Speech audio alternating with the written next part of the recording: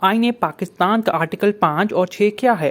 آئین پاکستان کا آرٹیکل 5 مملکت کے ساتھ وفاداری، دستور اور قانون کے اطلاق سے متعلق ہے، جبکہ آرٹیکل 6 سنگین غداری کے بارے میں ہے۔ سب سے پہلے بات کرتے ہیں آئین کے آرٹیکل 5 کے بارے میں۔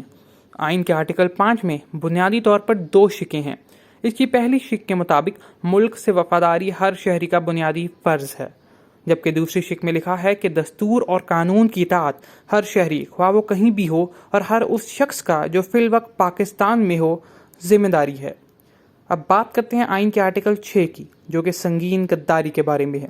آرٹیکل 6 کی شق 1 میں کہا گیا ہے کہ کوئی بھی شخص جو طاقت کے استعمال سے یا دیگر غیر آئینی ذریعے سے دستور کی تضحیق، تخریب کر کے یا معطل کر کے یا التوا میں رکھے یا اقدام کر کے سازش کرے، وہ سنگین غداری کا مجرم ہوگا۔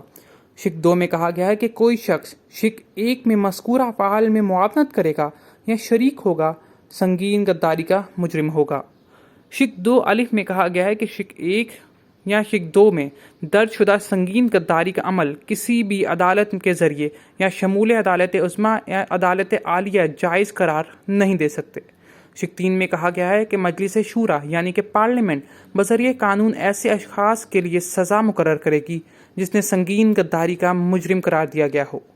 واضح رہے کہ ڈپٹی اسپیکر کی جانب سے تحریک عدم اعتماد مسترد کیے جانے اور وزیراعظم عمران خان کے صدر مملکت کو اسمبلیاں توڑنے کی تجویز پر قومی اسمبلی میں اپوزیشن لیڈر شہباز شریف نے میڈیا سے کہا تھا کہ ڈپٹی اسپیکر اور عمران خان پر آرٹیکل 6 کے تحت کارروائی ہوگی۔